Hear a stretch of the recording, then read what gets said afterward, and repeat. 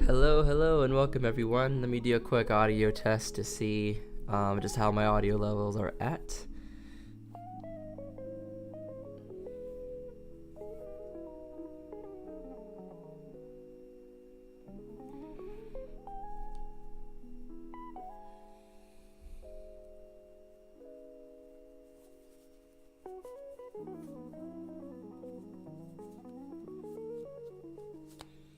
Okay, so I got a little bit of delay on my side, so I apologize. It takes a little bit to make sure that my mic is not muted, which has happened many times before, so I'm glad that that is not the case for right now.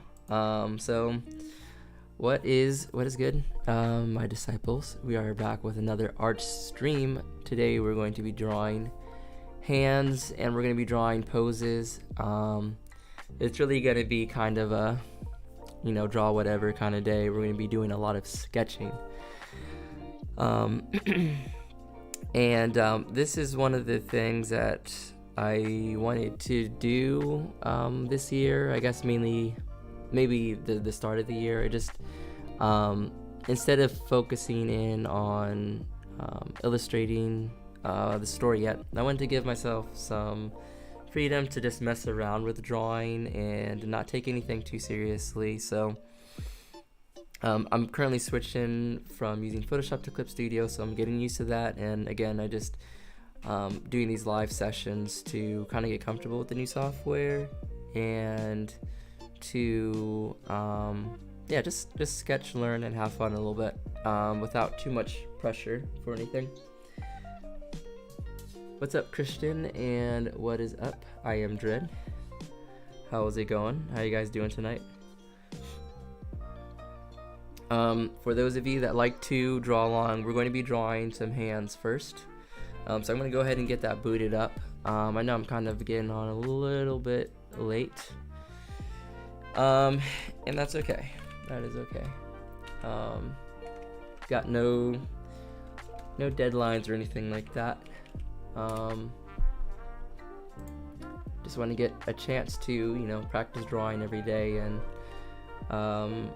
share that with you guys so you guys can draw along.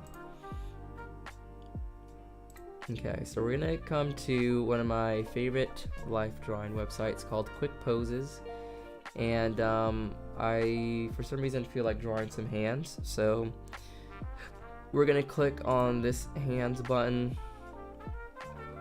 And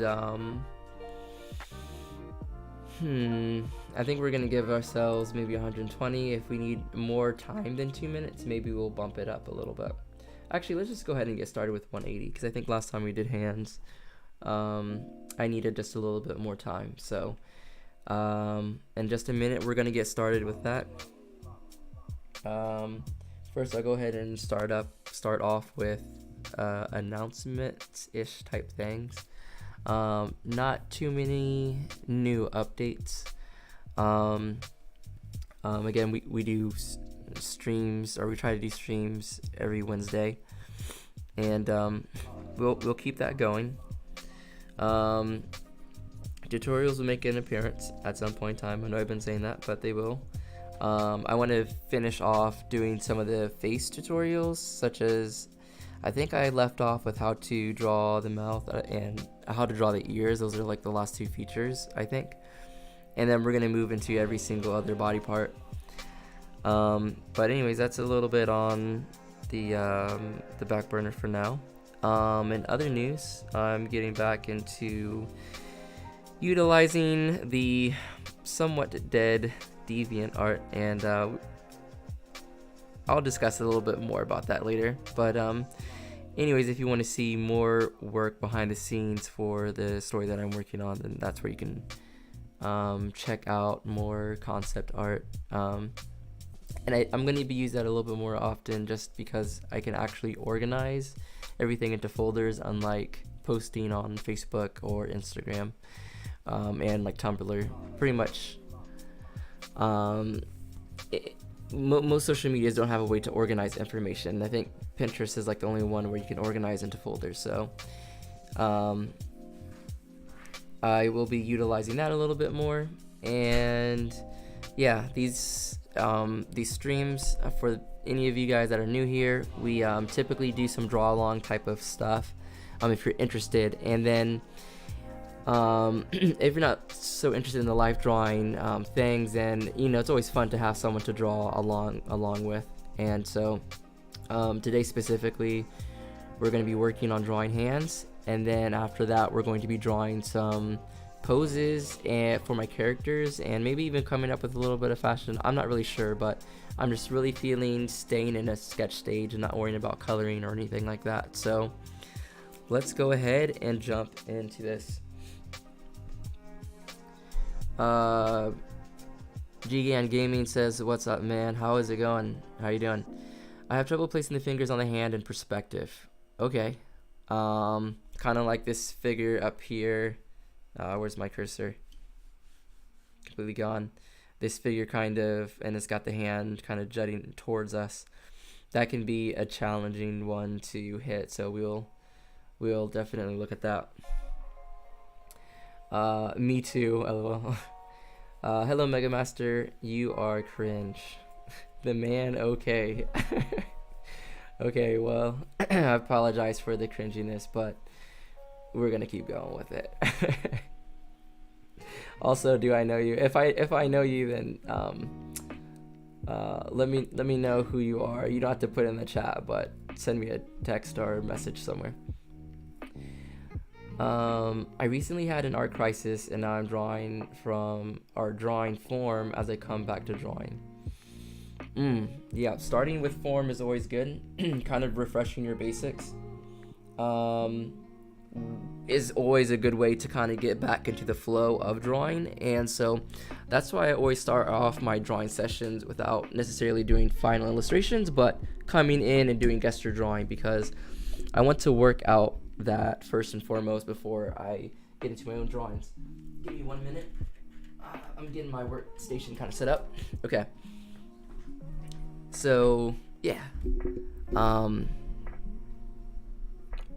like even if you're drawing like cylinders, even if you're drawing like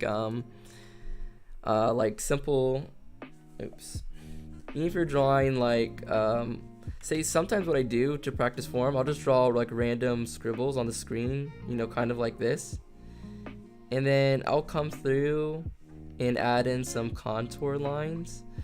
And they don't have to be great contour lines or anything like that, but the idea is to practice describing form and shapes, I'll come through and just do practices like this to help me start to think in 3D form. Okay, this is a live drawing stream, and it's more about the actual drawing and not really the tutelage. That's what my tutorials are for. So I'm gonna kind of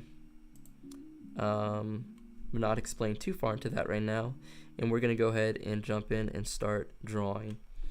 So another reason that I'm doing these sketches is that I'm warming up to the brushes here in Clip Studio, and I've kind of gone in and created my own brushes. So this is another reason. So I hope you guys are ready. We're gonna go ahead and get started, and hopefully you got your pencil and your paper ready. We're gonna get started in 3, 2, 1, and let's get drawing. Okay, so when I start drawing the hand, I always start off with like this big mass shape first for the palm, and I like to draw on the thumb first because the thumb, I don't know, the thumb is easy to draw and it gives some indication on what the hand is doing. Now for the fingers, I don't go in and draw the individual fingers first. What I kind of do is I kind of make arc shapes that will encompass where the fingers should kind of fall. Then after I do something like that, then I'm ready to come in and start to define out these shapes a little bit.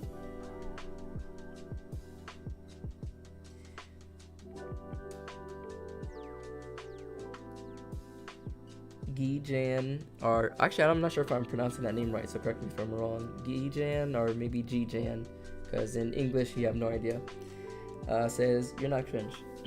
By the way, some of your drawings of Astro Boy look like concept arts. Well, actually, I do not want to claim those drawings of Astro Boy. I just recently got a book that has a whole bunch of concept art from I believe you pronounce it Yoshinari, and he is a concept artist, and I was just going in and studying his sketches to kind of learn from him. So those are not my own sketches from my head, but they're warm-up sketches, so that way when I am ready to do sketches from my head, I feel pretty confident and pretty warmed up. And I'll kind of show you what I mean about drawing from imagination a little bit later. I also have a video about drawing from imagination, which you can check out and kind of get an idea of what that actually means, because people feel like there's a couple stigmas around drawing, and there's a couple stigmas from drawing from your imagination, and I feel like that there's so much stigma and confusion that I feel like I oftentimes need to clarify what each means and when to use each, and just try to clear up the stigmas that are currently surrounding it.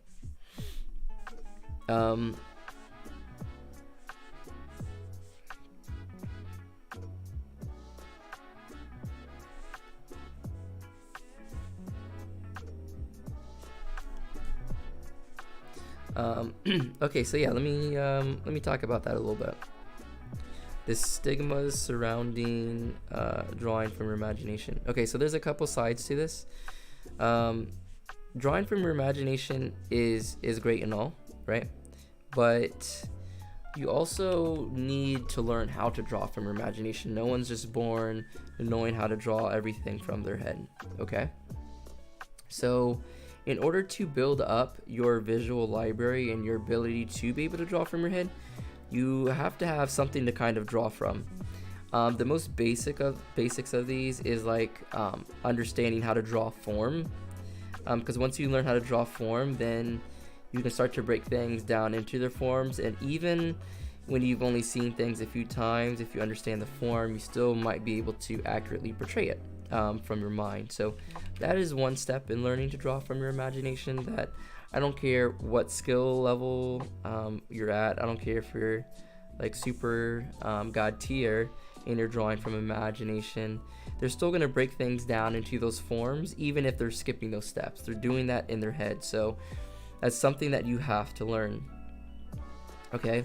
I've also heard that like people get mad or frustrated that some artists will kind of brag that they can draw from imagination. And the way I kind of feel about that is that that's actually is something to kind of brag about, because in order to get that place, that means you have to have done a lot of drawings. But I do not really support maybe beginner artists saying that have not put in the work, that have not done the drawings, and they're like, oh, like, and they're bragging about it in the way that like they're better than everyone else because they don't use reference. I think it's okay to be proud of the fact that you don't need reference, because you've trained so much, but I would be very cautious about like giving that impression to young artists that you shouldn't use reference. You know what I mean? So it's one thing to be really proud about, the skill that you developed and that you can do it, because it is possible and it is a good thing to get to that level.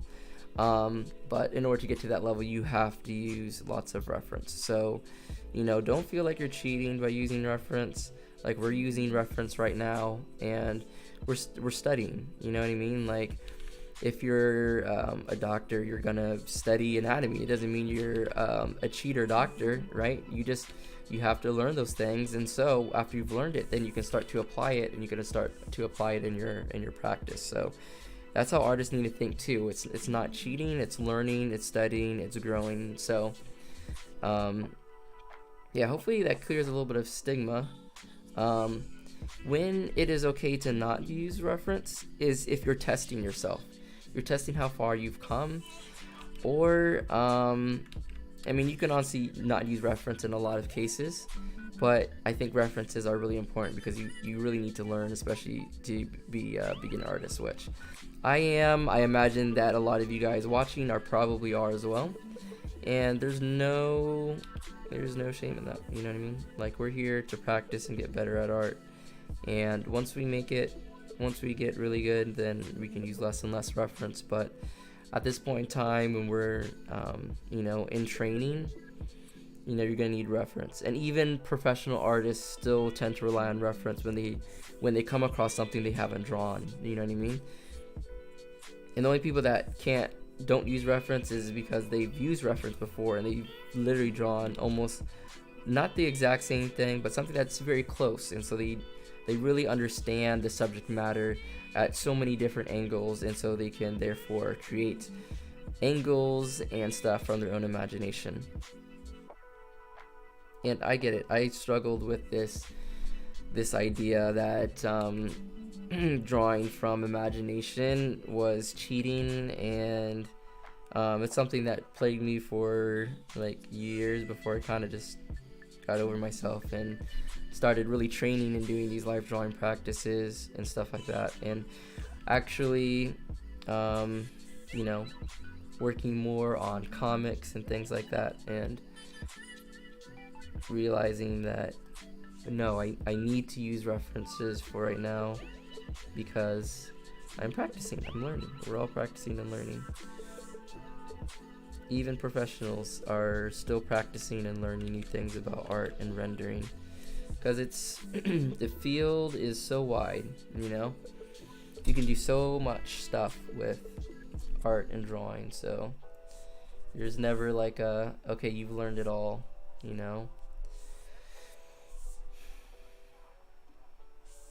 You most certainly will like never get to that point. But it is possible to draw some things from your imagination. That is possible. And that is something to be pretty excited about.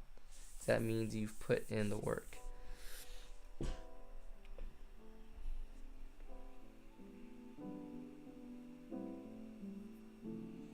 Hey there, watching from Brazil here. Well, what is up, Osvaldo? Welcome.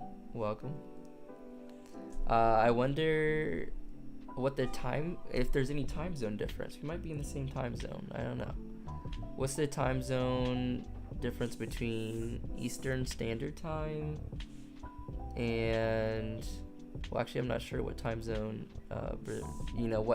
what section of Brazil that you're into, so hey, let me know.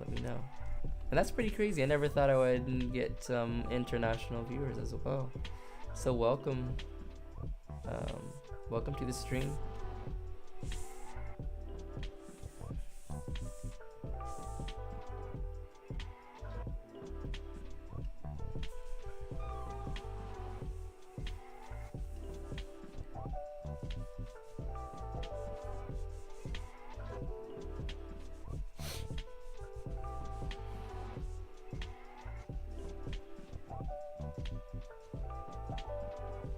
Are you, Osvaldo, are you an artist or an art student? Um, Let me know what your background kind of is. I like knowing, you know, what people are kind of coming to the streams with and from, and what kind of backgrounds people have. I have my degree in engineering actually, but art is my side passion, so we do art as well. So I'm always curious about what profession people are coming here from, and whether in art school and stuff like that. I think it's very fascinating that everyone's got such a unique and different profession. It's a cool thing about art. I've been able to meet so many different people from all walks of life, from all ages. I think art is something that kind of brings us all together.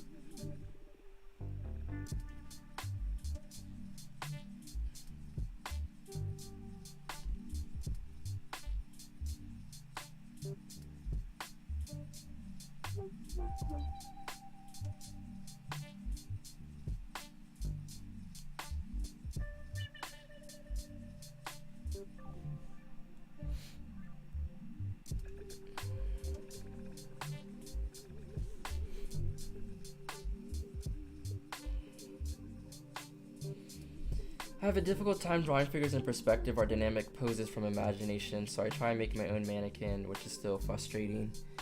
I completely, I feel it. I feel the frustration, and in fact, like, I'm still kind of on that journey for really understanding and learning how to draw dynamic poses in perspective. And I think part of the issue is that when you do life drawing, like on these websites, is that they don't quite have the dynamic poses and things that you may find in anime and maybe in comics, manga, cartoons, those kinds of things. So what I actually encourage you to do, instead of doing all your life drawing from places like these, is to actually go to anime. Go to those movies that have great action sequences, and pause and take a look at the poses there. And again, you're not going to be able to do this from imagination if you can't even draw it from reference. You know what I mean? And I know that sounds kind of harsh, but that's something that I've been having to tell myself. Like, why would I think I would be able to draw this from imagination when I'm still struggling finding the correct forms when I'm drawing it from life? And I've gotten much better at drawing these forms from real life, so now I feel a little bit more comfortable tackling some poses from imagination. But, seriously consider that. Seriously consider practicing more from reference for drawing these action poses, for drawing these figures in perspective before, you attempt to draw it from imagination again. And it's okay. It's okay to draw an attempt to draw it from imagination. I think it's a great way you're going to be able to bookmark just how much you're progressing is by drawing something from your imagination and realizing, okay, wow, like this didn't come out the way I wanted it to.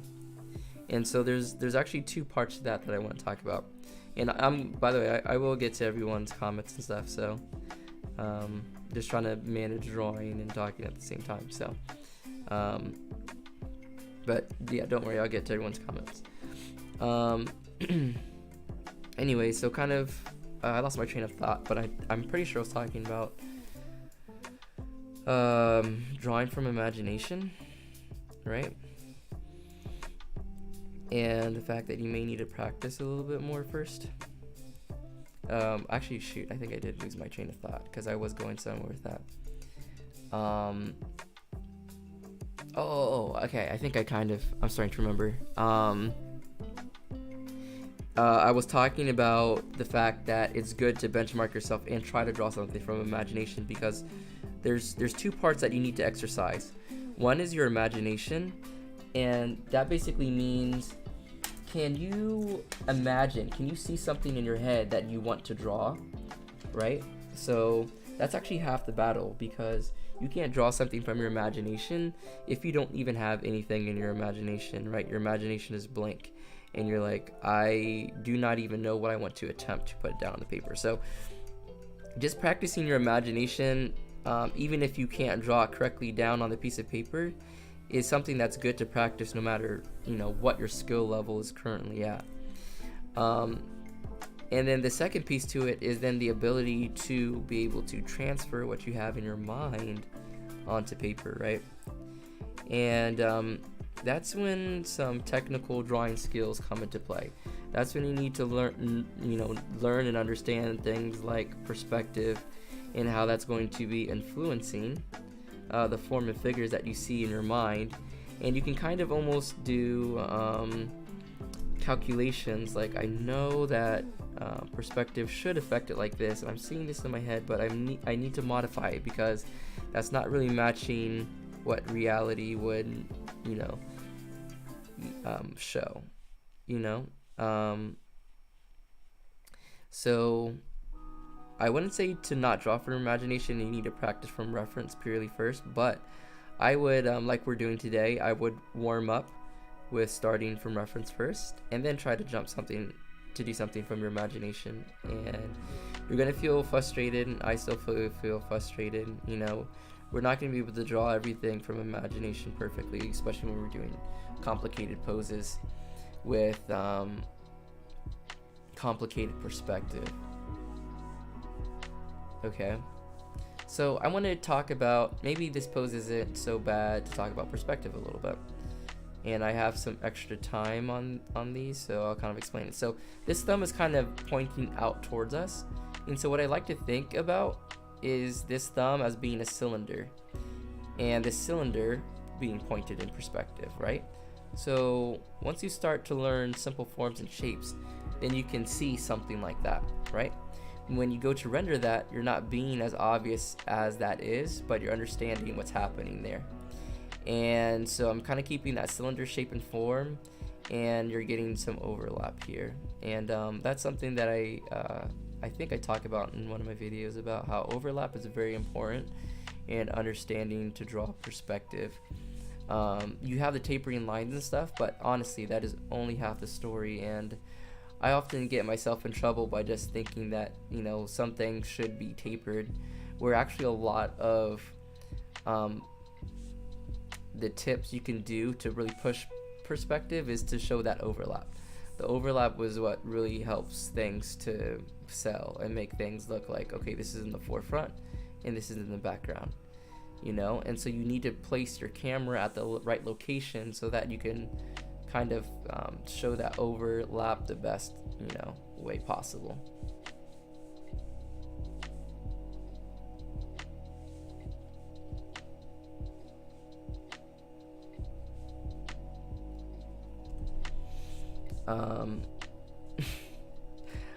I am just kind of art rambling. I do apologize if that was not helpful at all. But sometimes I just kind of be thinking of things off the top of my head. Because, you know, these are the things I struggle with as well.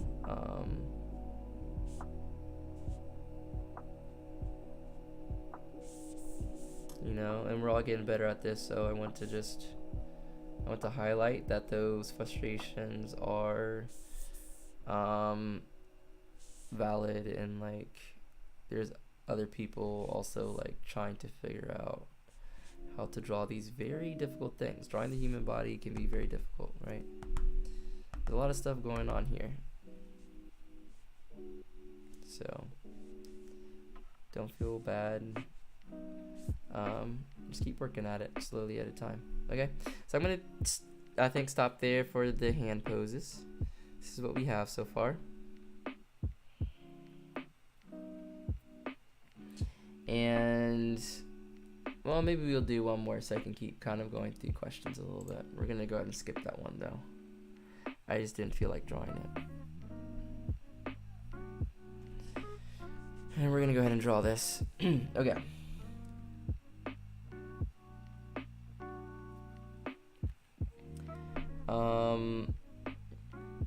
I have, so try making my main character still difficult.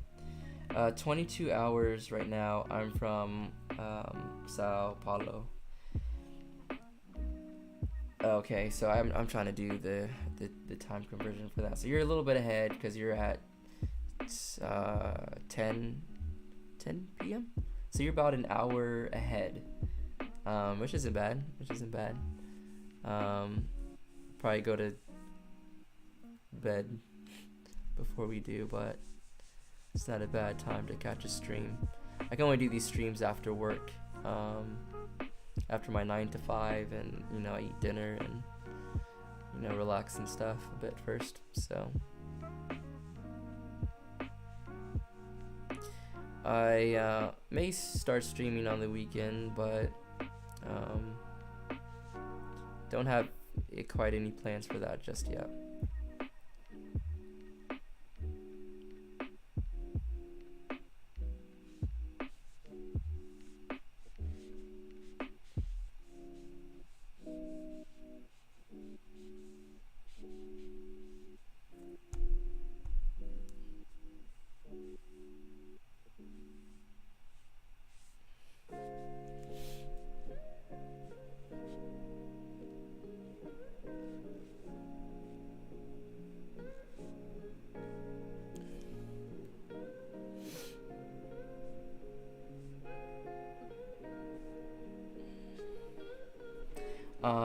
Christian says, I'm a young artist about to graduate high school. Very nice. And have or had a dream as an illustrator. I think that's a very exciting time, graduating from high school. Are you thinking about going to school for art, or are you going to go to school for something else but continue to pursue illustration on the side? Um, I'm changing careers right now. I used to work with project management. Now I'm trying to make of my hobby my living. Yeah, trying to turn your hobby into a living is both exciting, rewarding, scary, and I don't know. There's a lot to consider there. You know what I mean? In terms of, if you make your hobby your passion, sometimes that's a little bit daunting because that means you're going to be doing it nonstop, which for some people is great because it's their passion anyway. But some people can feel a little bit burnt out on their passion. So it takes a little bit, you have to know yourself very well to make it your full-time type of thing. And also, when you turn it into your main thing or your living, then you have to figure out how to monetize it, right? So that can be a stressor that takes away from your creativity, or it can add to your creativity depending on how you think about it, right? And I don't know, I just enjoy discussions like these because there's so many approaches to becoming a professional artist now, right? You don't have to necessarily follow a set path.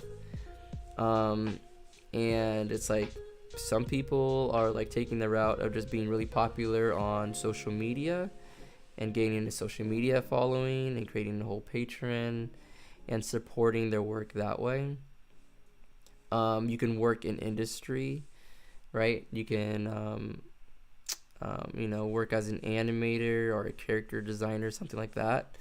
For video games, that's another route. You can be an independent freelancer. There's so many options. So I'm kind of curious what kind of route you're interested in and like what type of art you're interested in. I'm primarily interested in comics, so not the most lucrative industry per se, but I feel like it is filled with very passionate people, and so I find that to be really rewarding and awesome to be kind of surrounded by. The comic making community it's pretty dope.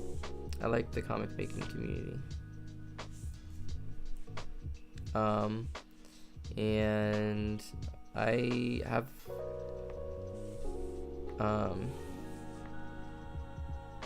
I don't have like a huge marketing plan or really plans to sell stuff per se. The store I'm working on is definitely a passion project, and it's kind of like I'm doing it because I'm like passionate about it first and foremost. What I do monetize though is like selling stickers and prints when I'm at conventions, kind of getting people interested in the story. And most recently, I kind of have a way for people to support on my Deviant art, which I just started like about a week or so ago. And basically I'll just be selling my brushes, and if people want to have like one-on-one like art mentorship type of thing, then it'll be there for that as well.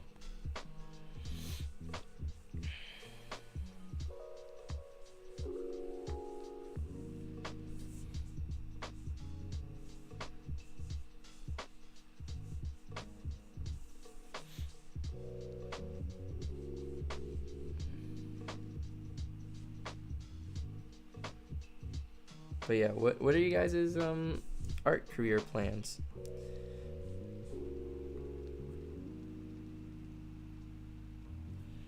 Yay, what's up, Max? And see you hopping into the room. How's it going? Hopefully your night's going pretty well. How you doing? Hopefully everybody's night is going well. Trying to keep it chill. The workday was pretty long, and I just want to be relaxing now and drawing. Just want to be in the zone for a little while. You know what I mean?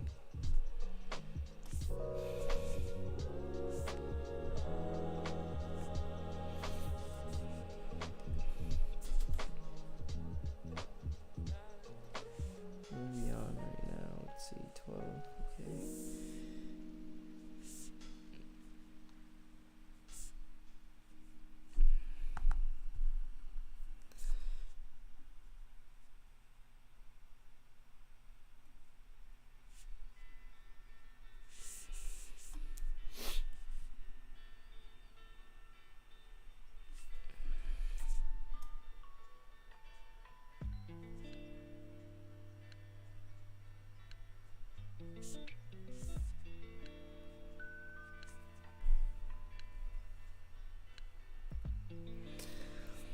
All right, our page full of hands. Now we get to move into something a little bit different. Let me go ahead and take a quick drink. Let me take a quick water break.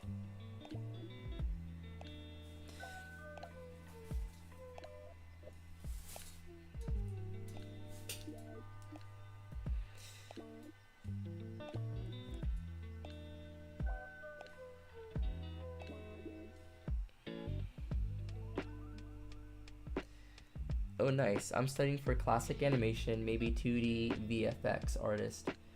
I'm really into motion design. Oh, cool. That's some dope stuff. Hold on a sec. I'm grabbing my water. I haven't done too much with motion design personally, but I feel like my YouTube could benefit from some motion design. Like there's a lot of things I want to do to like make my channel stand out more, and not even just stand out more, just kind of be more fun and engaging, and kind of work on the aesthetic and the vibe of the channel. And motion graphics, 2D animation, that stuff is important.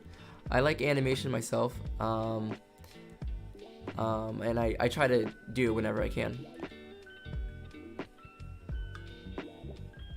It's hard work. It's time consuming, like, but it's dope.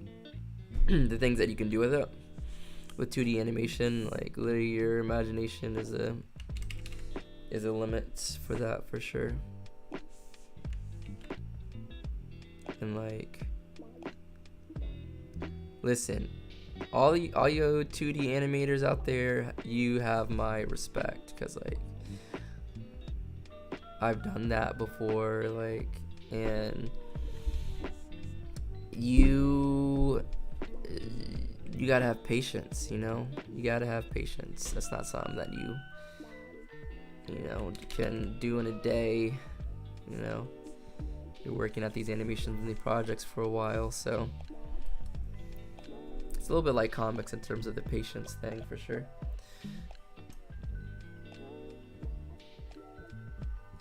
Okay, I'm just adding a little bit on here and there.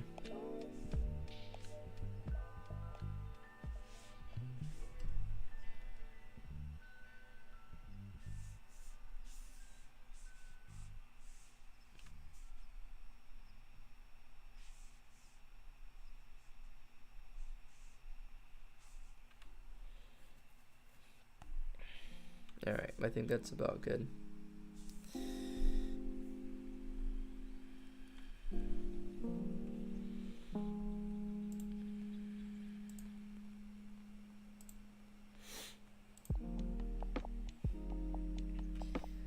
Hello, it's Charlotte. They say how. I'm not sure who that's referring to, so maybe you can clarify. Maybe it was in response to something that I said. Go ahead and let me know.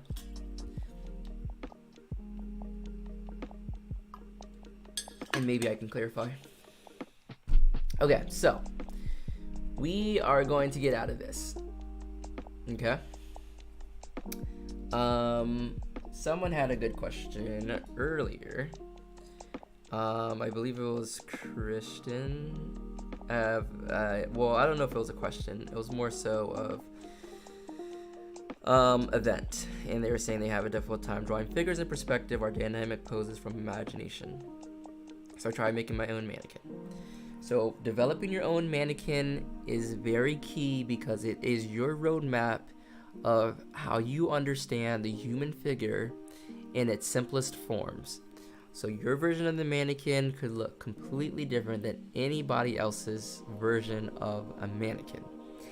And once you have, I shouldn't say once you have developed your mannequin, because your mannequin will change over time. It'll depend what type of pose you're doing, right? But as you get comfortable in breaking down the human body into these forms, then you want to try to apply that to drawing more and more complicated movements and poses. Okay, so there's two ways you can get pose reference, and both of them have their pros and cons. The method that we're going to use today to help get us warmed up with poses is we're going to be looking at live video and taking screenshots at certain moments to try to capture the essence of the moment. This second way is to literally go to your favorite manga and find a whole bunch of awesome poses and then do the same thing, draw from there instead. So I want to say that the pros for studying from video, or even real life, if you go outside and you notice how people are walking and moving and dancing and shopping, is that you're not just seeing a single moment in time, you're seeing the entire movement. So it helps you understand the expression, the body language, and where the body parts are moving and going, which is going to be really critical for you as you start to develop your own style for drawing poses. So this is kind of like, I would say, the essential thing to do. And the other method, which is drawing from, manga or comics, whatever visual medium you choose, even from, let's say, animation. The pros of that is that you are starting to understand the artistic eye. You are understanding how someone has stylized how to draw a movement, and so you can start to pick up things really quickly. You can say like, oh, like this body part is really exaggerated, but you can't really tell what's been stylized if you've never drawn from real life first, if that makes sense. So I really do want to point that out and make sure that you guys are aware of those differences, and that I think it's kind of best to start off with real life and then go to manga, then back and forth and see how that kind of plays off of each other. And then at the end of the day, your goal is to be able to visualize these movements in your head and to be able to quickly sketch them out on paper, because whether you're an animator or a comic artist or any other kind of visual artist, you're going to be able to work much faster if you do not have to search every single time for a reference. Like, searching for a reference or creating your own 3D model actually slows you down. People think using a reference is cheating, but if you don't know how to draw it from your head, for your imagination, you need a reference, it's going to take you longer. So there's really no cheat in that. It's like, it's kind of the harder way. It's you actually learning something and growing from something. So yeah, hopefully all this kind of makes sense and is coming together. We're gonna go through this B-boy or B-girl video, and we're gonna take some poses from it, and we're gonna try our best at drawing it. And yeah, for those of you that don't know, I break as well, and it helps just keep me active. So let's go ahead and do this. Let me pause the music for a little bit.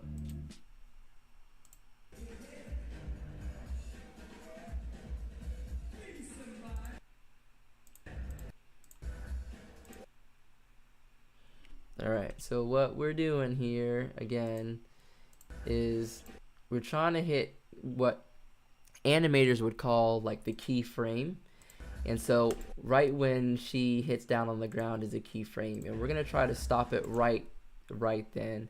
And we couldn't get it just perfect, but that's fine. We understand what the movement was, and so what we're going to do is that we're not going to just simply draw what we see. We're going to interpret it and we're going to analyze it, and we're going to add somewhat of our own style and spin on it. So, here's the pose we're going for. This is what we're going to start off with, but we're going to modify it. So let me go ahead and get started and show you what I mean. Okay, so we got let me go ahead and turn the opacity of this down a little bit. Okay, so I'm gonna start off with kind of this body shape, and we're gonna do something like this. And this is me drawing in the torso, by the way. I do apologize if that's a little bit kind of hard to see for you guys, but this is what it looks like when you're just sketching out a pose. You're not necessarily being clean with it. You're not even necessarily drawing all the form. You're more so drawing the gesture. I still don't know how to pronounce that. I'm sorry, guys.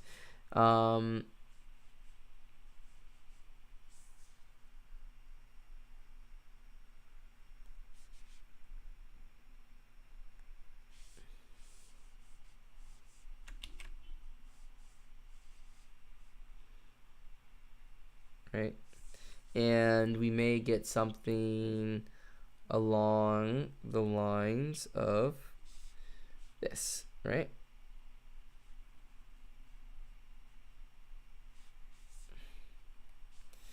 And again, it doesn't need to be super detailed. It doesn't need to be drawn perfectly. We just need a sketch, and from there, what I like to do is I like to bring that opacity down, and then on this new layer, since I have the gesture, I'm now starting to think about the form, still trying to push that gesture, but make sure that there's form now involved. Before we even get to clothing or anything else, we really need to understand what's going on with the pose. And we have a lot of perspective going on here. We have a lot of foreshortening going on here, and we're going to try to make that obvious. So one way to think about let's say dynamic poses and foreshortening is that you can start by drawing the things that are the closest to us. So in this case, this leg is popping out towards us, right? Oops, that's the wrong brush. This leg up front here is popping out towards us, right? So we can kind of draw that in, and that's overlapping this back part of this leg. And when you start drawing from real life or from references, you'll notice how a leg that could have looked like this, if you're looking at it like straight on, like this thigh part gets compressed so much when it starts pointing towards us. So I want you guys to really pay attention to those kinds of details.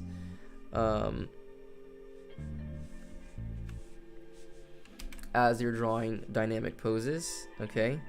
And we're gonna remember this concept of pinch on this side, stretch on this side, okay?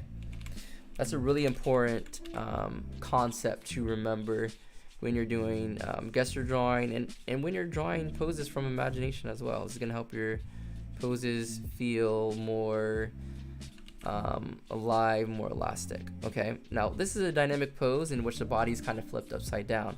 This can be kind of tricky to draw upside down, but I do encourage you to kind of practice and try. And then, what you can do after you kind of try drawing it in this kind of difficult, let's say difficult angle, even though it may not be that difficult for you. So let me go ahead and actually finish it. I'll show you what we're gonna do. We can flip the page, turn the page, I should say, and kind of see how we did, and then do corrections. And when you're drawing from your imagination, it is, I'm not gonna say all about the corrections, but you need to be comfortable with correcting your drawing over and over again, because you're essentially actively problem solving when you're drawing from imagination, and that means you're making mistakes and correcting those mistakes based on your previous knowledge of drawing and whatnot, right? So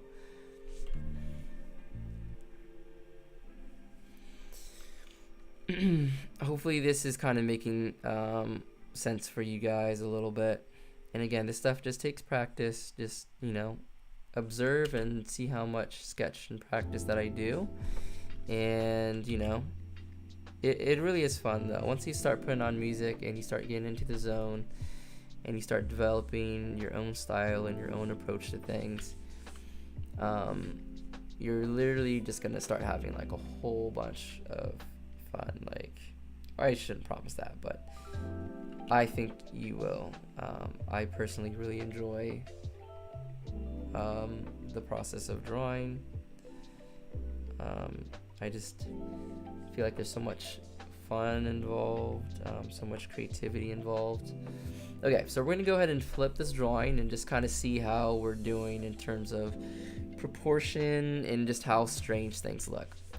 Okay, so let me go ahead and point to some things that are looking funky. Like this side right here is looking like it's coming out way too wide, so that's something that we're gonna need to fix. And so what you're gonna do is you're gonna come in with an eraser, erase lightly, what you drew. We're gonna come back in and we're gonna try to fix that to the best of our abilities. We're gonna make that leg a little bit thicker.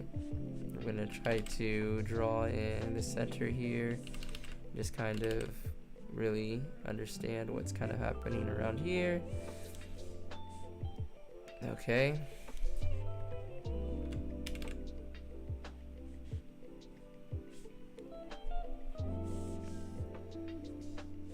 We didn't do too bad on the legs. At least I don't think I did that bad.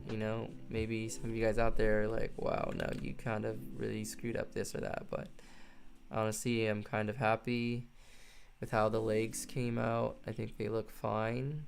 I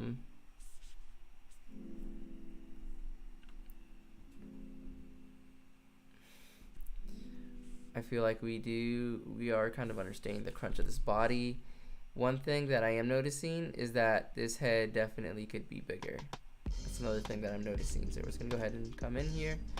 We're gonna go ahead and erase this. We're gonna go ahead and get rid of that original sketch layer, and we're gonna stick with this sketch layer now, okay? Okay, so we make our adjustments, and we go ahead and flip this back around to this side, okay?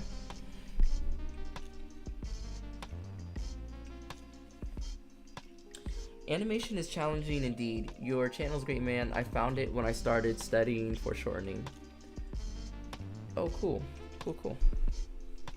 I think my perspective video is done really well, which I'm a little surprised because it seemed a little bit basic at the time. And I was just giving kind of the basics of perspective, and I really can't wait to create more videos about creating these forms in perspective, because I don't feel like there's enough content out there.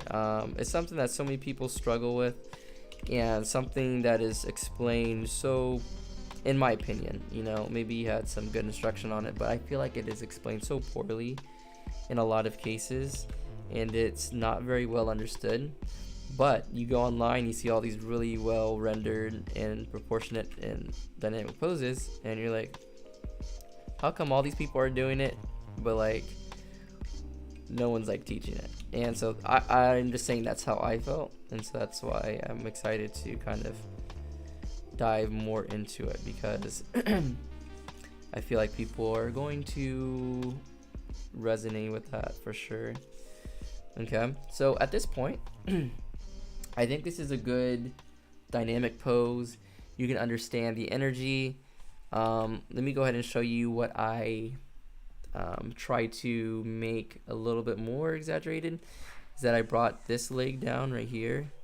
I brought this leg down because the energy of this leg is moving forward and the weight of the leg is moving forward. So make small adjustments however you may need to in order to bring a pose to life.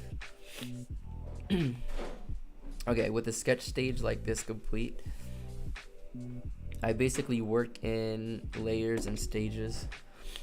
And at each stage, like if you're drawing traditionally, you just kind of erase away, and digitally, you just lower the opacity. So at this stage, when the pose is figured out, I just move into drawing the character and detailing the character. What's up, Christian James? What's good? What's good? I think this is the most people that we've had in a live stream so far, so that is always cool. We got 8 people. We got some international people, so shout out to everyone that had come through to draw and show. Now I'm gonna take a quick break real quick, but we are going to render out this pose and maybe keep sketching around a little bit, but we'll see. I'll be back in like a couple minutes.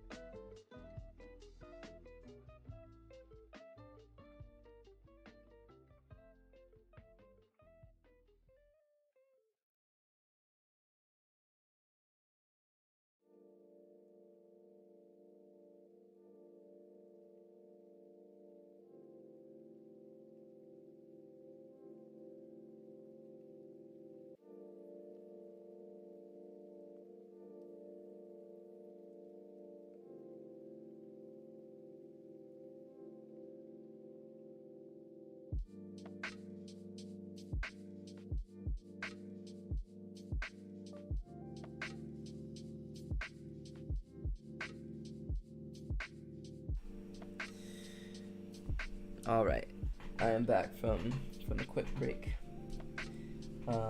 Good. What about you? I'm doing okay. I'm tired, but it doesn't take too much energy to draw and chill, so it's kind of like a wind down activity. So pretty good. Yeah, form is tough indeed. Yep, that's one of the principles of drawing that it can be easy to understand but hard to master. So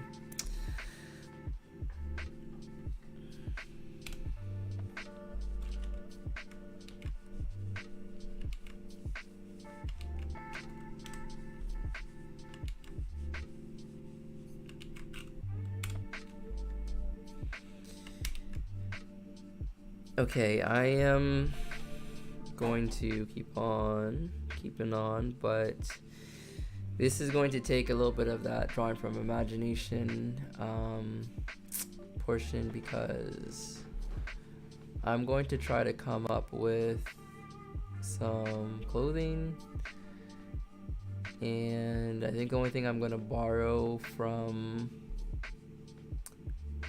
this reference is probably the shoes. Everything else we're going to try to come up with from scratch.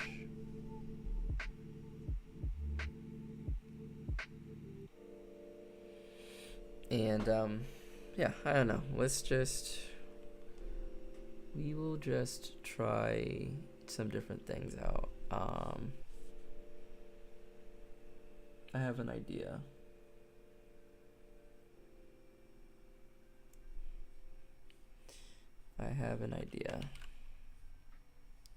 Hey, what's up, Kage?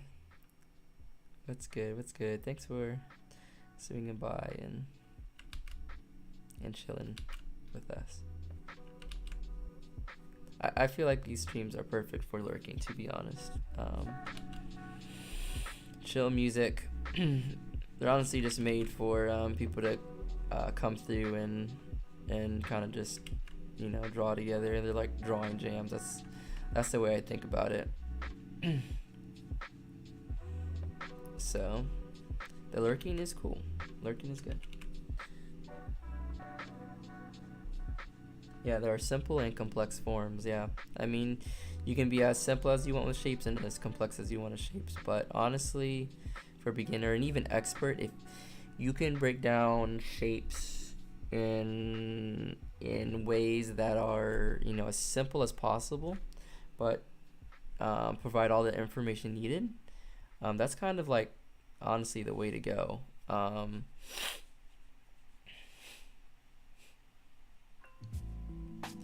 Because that means that you kind of actually understand a lot if you're able to pull that off.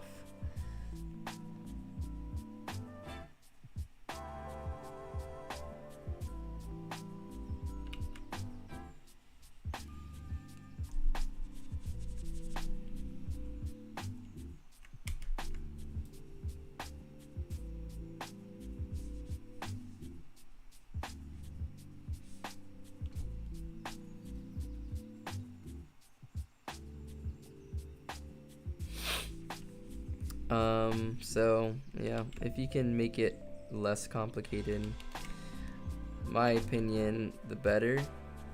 And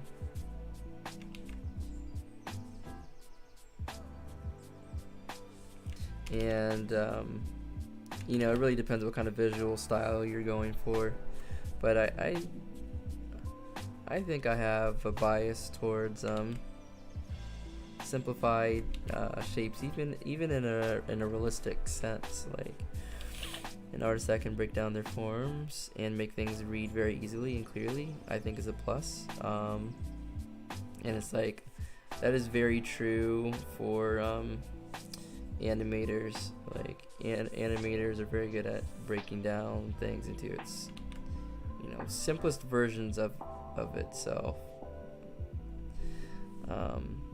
So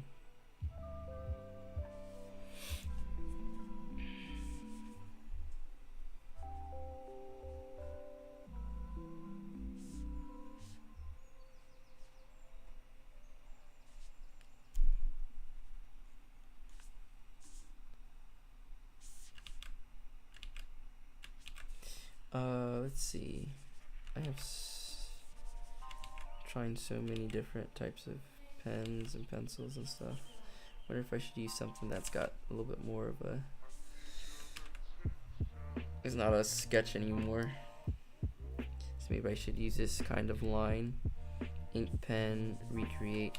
It's kind of a soft line, but I think it'll allow me to add in some detail where I need to add in some detail without it being too soft. I need somewhat of a harder edge right now. Alright. And feel free to rotate your page around so you can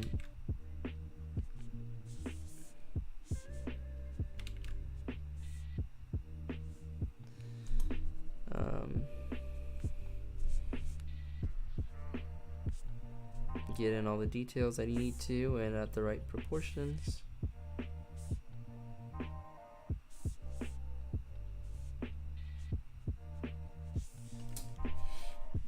Right.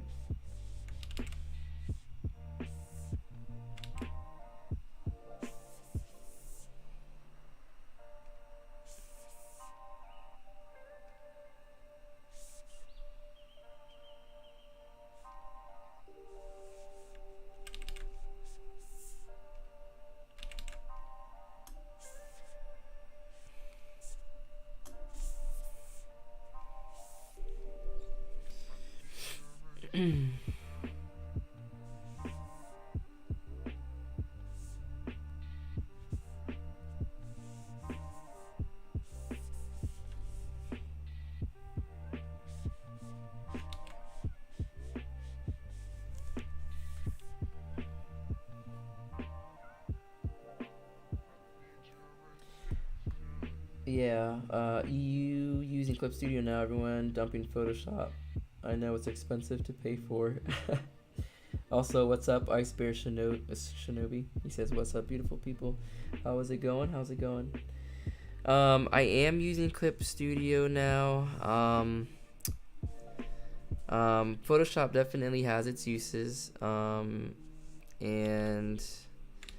you know, it's called Photoshop for a reason, because you can do photo editing. You know, there's a lot of things you can do there, but performance wise, I can come in here and use Clip Studio Paint, much smoother with much less hassle than I ever could with Photoshop. And you know that I've created tutorials about optimizing Photoshop and all that kind of thing, and I've honestly used that program for many years. Have created most of my comics, if not all my comics, using a combination of Photoshop and traditional techniques. I don't just work digitally. However, streaming wise, I can only stream digitally because it's easier, and I don't have a full dedicated camera for this kind of thing. So yeah, anyways, I'm just saying that I've used Photoshop for a very long time, just put it that way, and it served me well. Ready to try a change, ready to try something that's a little bit more dedicated specifically to drawing and not all the, you know, wide range of things that Photoshop is useful for and known for. So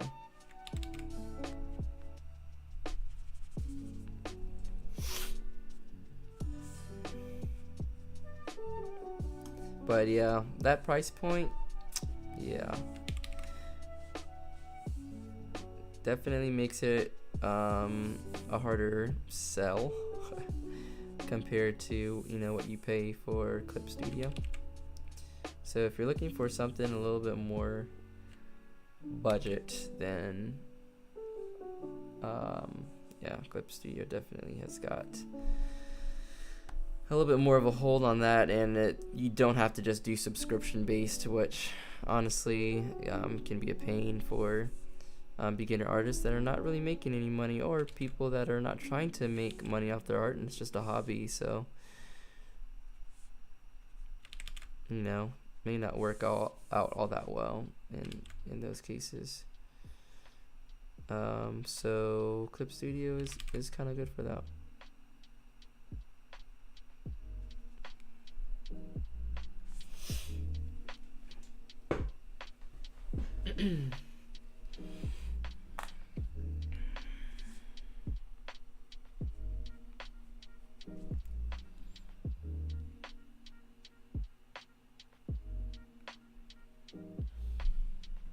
Also, how's it going, Ice Bear Shinobi? I been just asking that of everyone that comes in. How's it going? Are you working on anything?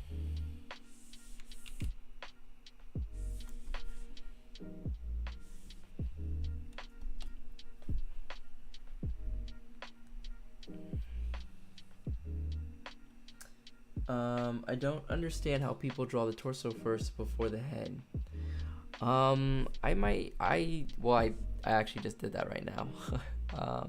I'm one of those people that will draw the torso first before the head, because the torso takes up more space than the head, and I think everything stems from the torso, right? Your arms extend from your torso, your legs extend from your torso, and your head extends from your torso. So if you have the correct twist and posture of your torso, then it kind of helps lead into all these other limbs. But I typically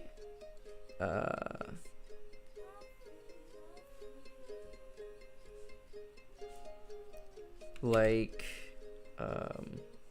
what am I trying to say? I like starting off with the torso because it gives me, it gives me something to work off of. Sometimes I start with the head as well.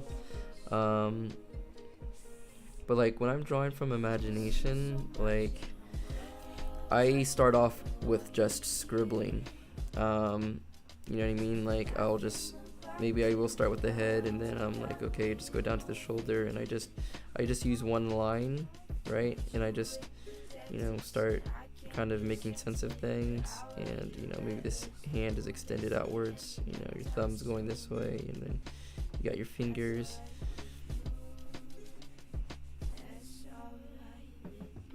and then you got your head, and then you got your other shoulder out here, this, something, this is a horrible drawing from imagination, but you get the idea that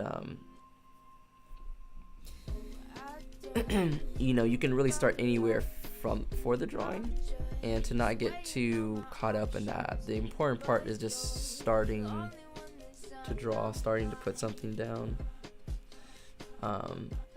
before you kind of overthink it.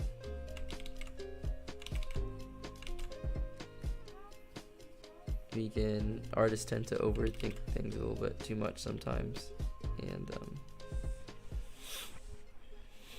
just start drawing. Just start.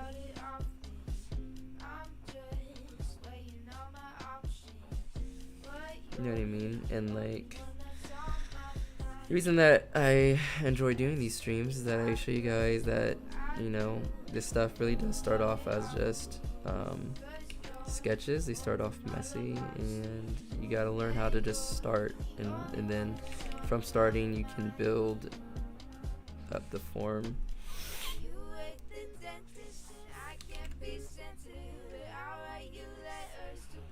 Okay, so I like switching to this brush, so we're gonna stick with this brush for now.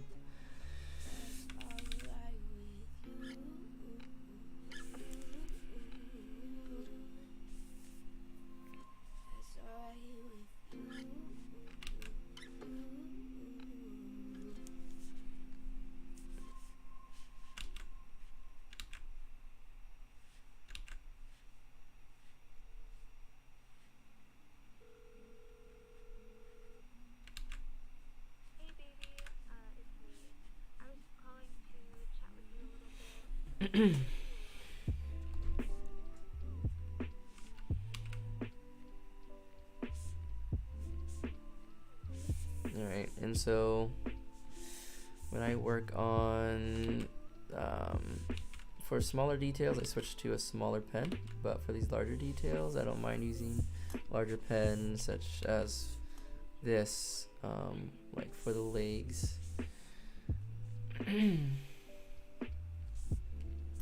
again, keeping it sketchy and loose. Do not get bogged down by the details yet. That's like, the details is like one of the last things to do for a drawing, and you're literally just coasting at that point. You're not really thinking so much about what needs to be drawn. You're not thinking about form anymore. You're just thinking about how to make things look as visually appealing as possible, right? So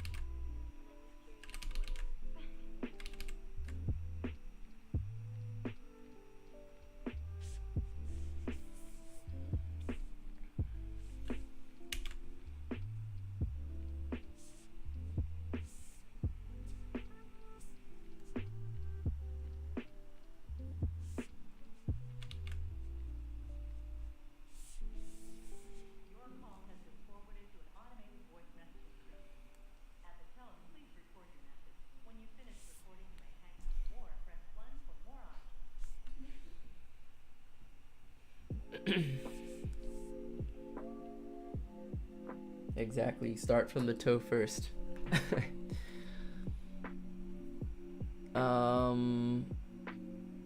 I just started using Photoshop. It's free for students at my university. That's very nice. That's convenient. As well as it's industry standard for anyone working in the animation industry. Yeah, there's a lot of people that use Photoshop in the industry for sure. But there's not really one standard for animation. So if you can't get your hands on Photoshop, it's okay. Man, I can't even think of all the different softwares now, but Clip Studio does have software for the animation suites. You got Toon Boom. There's Adobe Animate, which is part of the Adobe products for sure. What else do you have?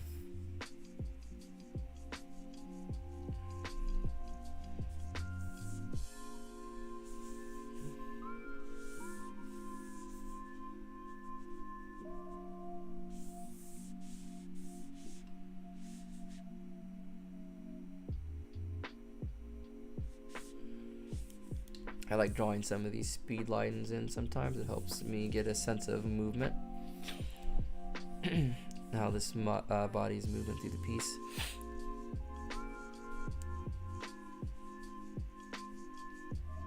But yeah, there's a lot of different animation suites out there, and it really depends on what animation company you're going to be working at. Will determine, what you should be comfortable with. But, the principles of animation are never going to change, though, regardless of what, what suite you use, what software you're most comfortable with. It may be helpful to get comfortable with a lot as a student if you're trying to get hired. But, certainly the principles of animation come first, and learning and understanding and getting as good as you possibly can at just the actual craft itself.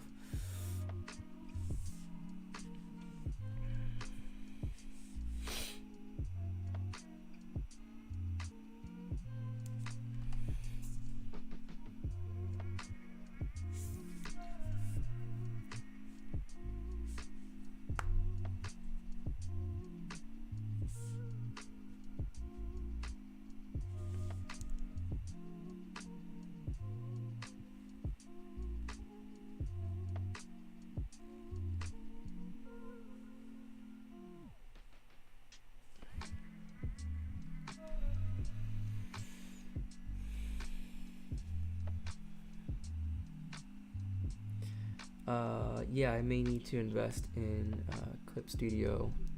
I'm currently waiting for their sale to come back. Based on previous years, it usually comes in June. So I'm trying to buy it when it's on sale so I can get it for cheaper. But it's definitely good for comic making. If you're gonna be making comics or things for webtoons, that kind of thing, like, I think that's maybe a good investment to make, for sure.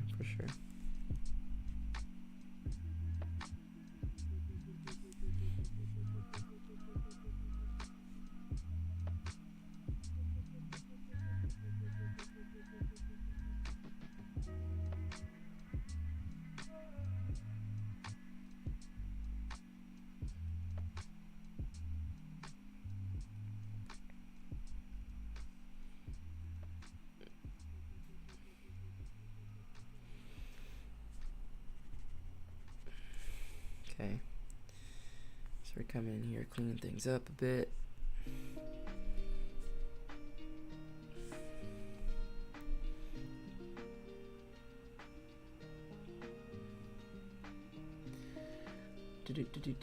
I do draw the torso first. Christian Adams. I used to draw the head first. All my art on Procreate is gone and my Apple Pencil is broken. Oh dang. However, my friend gave me his code pen tablet for free. XP pen. Okay, so you got a free XP pen. I'm guessing code was a typo. As an XP pen, is that tablet one where it actually has a screen, so you're like drawing on the screen? SAS drawing. I mean, not sure how, but okay. But how do you place the head on the neck when you do? How do you place the head on the neck when you do? Start from the toe first. Gotta go, man. Have a good night. Alright, see you around, Osvaldo. Thanks for coming out. Hopefully I caught you before you left. How to place the head on the neck when you do. So I think it's important to understand how the neck works first and foremost. Like, the neck is kind of like a this diamond shape. Let me put this on a new layer so I can erase it when I'm done. It's kind of like this diamond shape, right? And it's formed by your clavicle bone on this side and your clavicle bone on this side, right? And then you kind of have your trapezius coming up like this and like this, right? Now, within all these muscles, you kind of have like your neck and your neck muscle, and it kind of sits right in the center, and it's literally like your neck is just like this thick cylinder, right? So something along the lines of this. And how to place the head on this? Well, you kind of have to understand how the neck connects to the head, but say if this is a side view of the head, then the neck is connecting just like this, right? So it's kind of like if the neck is kind of like a tilted cylinder is what you can kind of think of it as, right? And the jaw comes kind of across that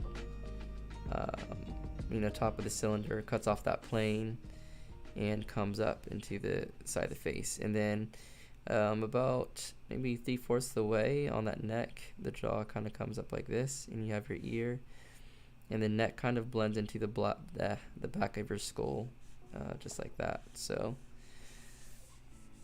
same thing with the front. The jaw is coming down and connects there, right? And then you draw on your ears, and then you draw on the rest of your head. So I know that probably sounded like one of the tutorials you get in those infamous books about draw 2 circles and then you have the drawing, but that's kind of how it looks and works and how the head connects to it. One simple way you can kind of approach that is that, say you have your torso, something like this. You can kind of use this number 9 figure, and then that kind of helps you connect these two shapes. And then you can draw the other side of the neck, and then there you have it. You're connected with your torso. And you may need to adjust the sizing of it and things like that, but it'll at least get you started, right? And that's the thing with drawing from imagination and correcting as you go.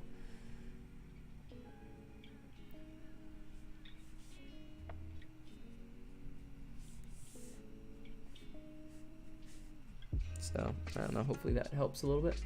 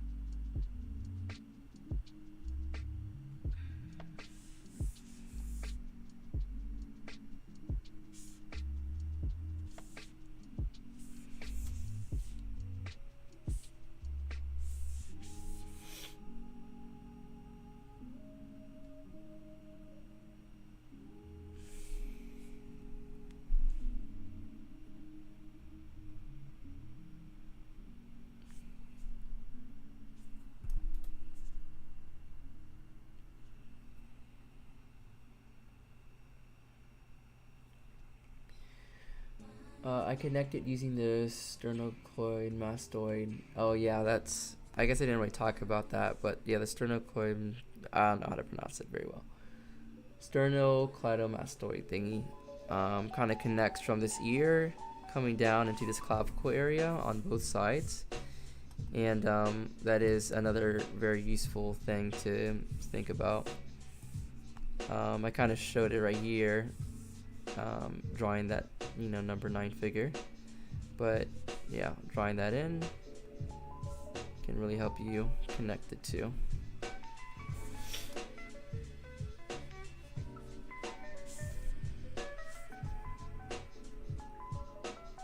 Alright, so I've been avoiding drawing the head.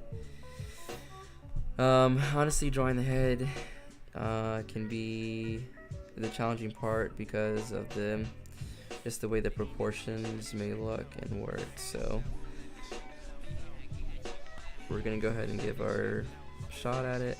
We're gonna get a stab at it, and honestly, may call it a day from there.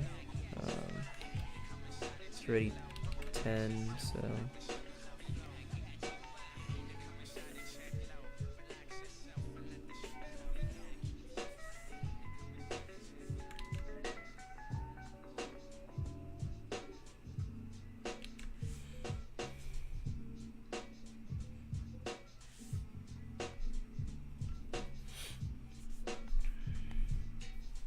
Okay, so actually before we do that, let's try to figure out what's going on with this hand here, what I'm trying to do with it. So just kind of coming down like this. Making use of a mirror is always good while drawing too. It's another form of reference that you can use. Whatever helps you define your drawing more, make use of it.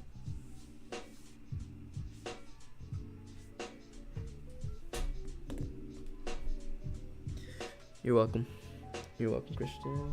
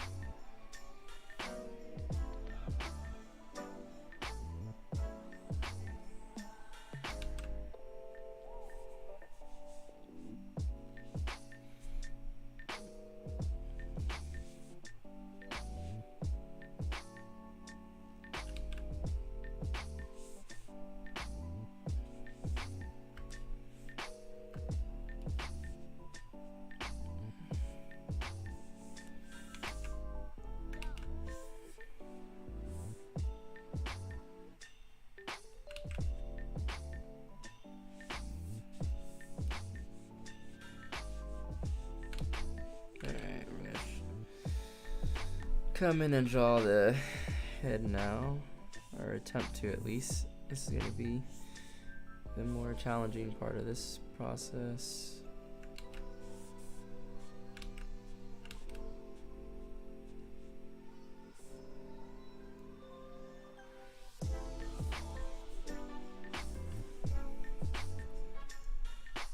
I'm going to try our best at it though.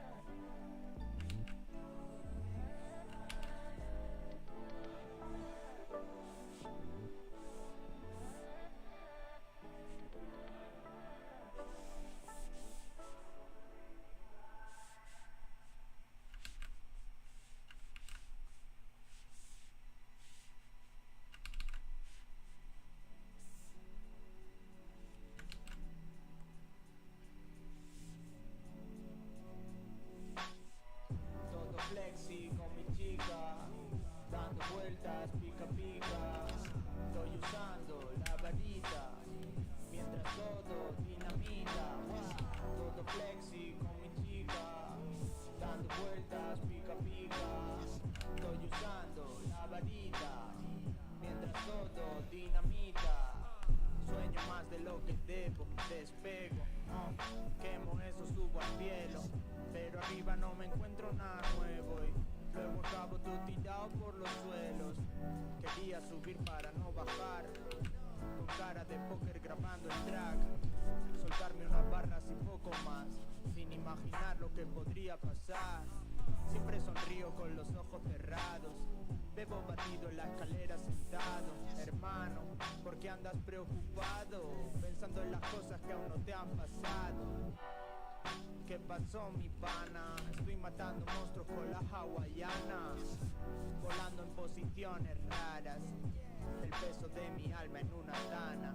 Todo flexi con mi chica, dando vueltas pica pica, estoy usando la varita, mientras todo dinamita.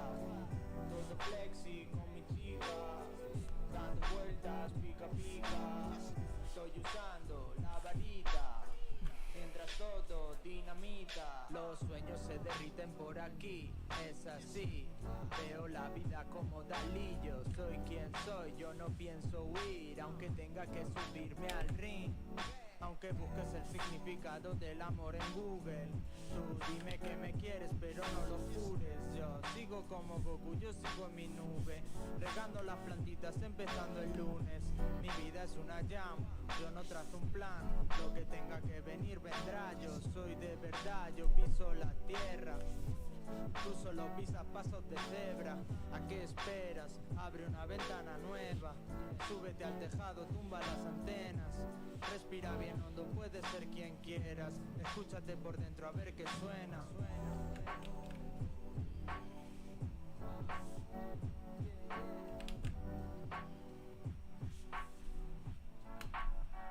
Es así, en el Honda con el Andy, o en la plaza con la Pandi. En el Honda con el Andy, o en la plaza con la Pandi. En el Honda con el Andy, o en la plaza Juan Ríos. En el Honda con el Andy, o en la plaza con la Pandi. En el Honda con el Andy, o en la plaza con la Pandi. En el Honda con el Andy, o en la plaza con la Pandi.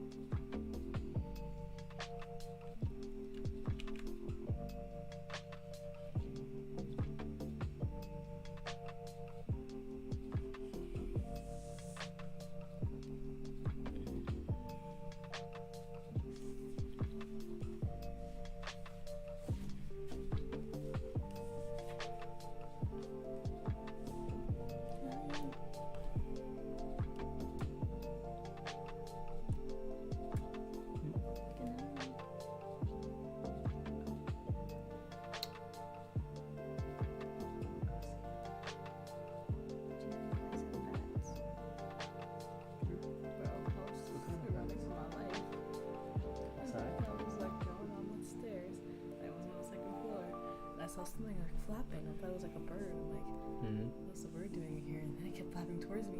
And I got closer. I was like, nope, nope, nope, nope. And it kept following me. I was like, running for my life. Don't go outside, man. There'll be a bees around. Bees around. I will. I have no idea. Yeah. I've never seen that. I was like, that's not a bird. He was here for vengeance. It really was.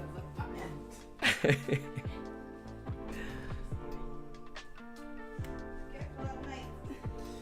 I will keep that in mind from now on.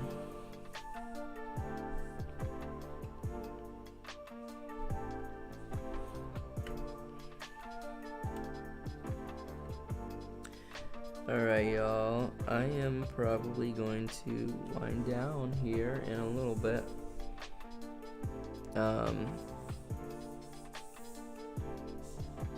had fun drawing that first pose out, and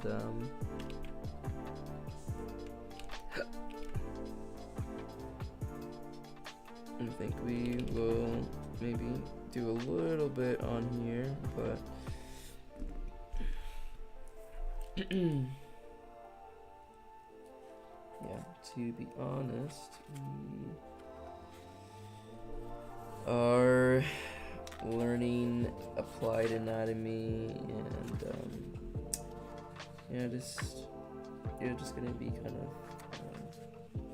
figuring out how to kind of close out a little bit. Okay, so we're gonna draw down like this, and it's gonna go like this, and this comes down like this.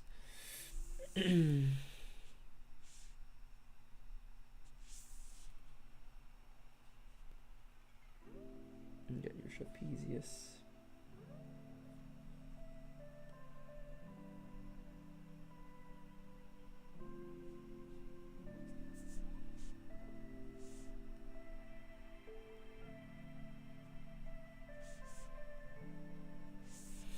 And this can really be a good practice as well. You coming through and not having the anatomy to begin with, but creating the anatomy for yourself for the pose. And this can really help you to start to understand and apply, the anatomy that you know. So we're gonna give this a shot. And this is, this would be a good time to, make use of anatomy sheets and stuff like this, so that way you can properly come through and draw the forms. Okay, and I am not perfect at this, but I'm definitely getting better with practice with anatomy over time.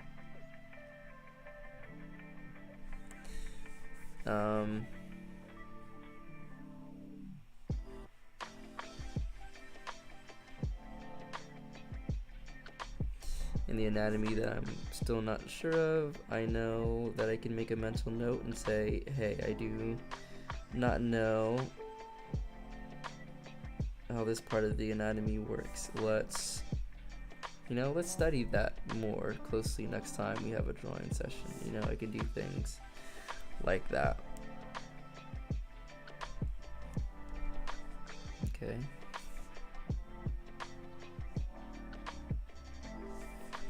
And look at that kind of foreshortening perspective on that foot, or that leg right there, and this overlap of this foot. Okay.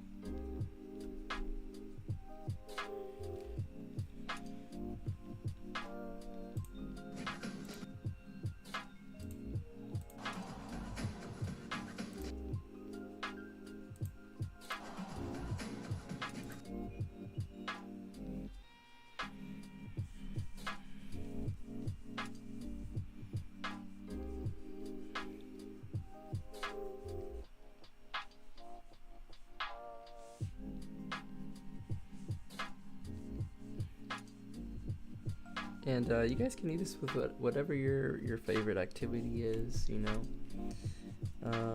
Maybe it's skating, skateboarding, longboarding, basketball. You know, try to take your active hobby and, you know, why don't you try coming in and drawing it and see what you can kind of learn from that experience.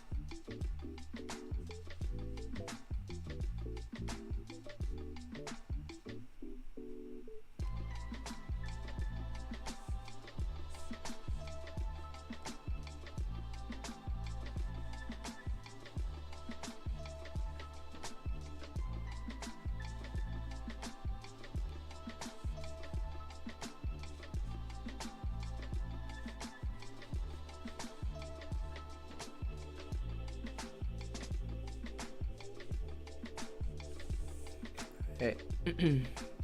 So I'm gonna stop right there. Stop right here.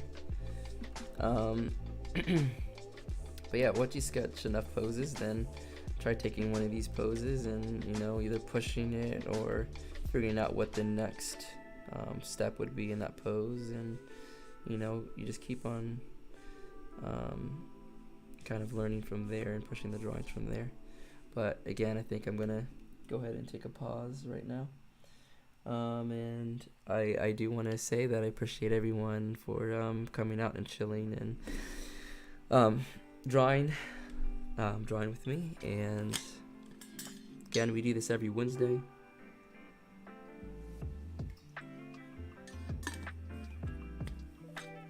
If you want to keep up with more of my work, check me out on my DeviantArt and my Instagram. Let's see, anything else important to impart? Well, yeah, I just can't iterate enough. I'm very happy to be able to, you know, come to these streams and just chill and have fun and have a chat with you guys and kind of share the art struggles and everything like that. So, as always, keep on keeping on, take it easy. I hope everyone has a fantastic night, and until next time, peace and love, y'all.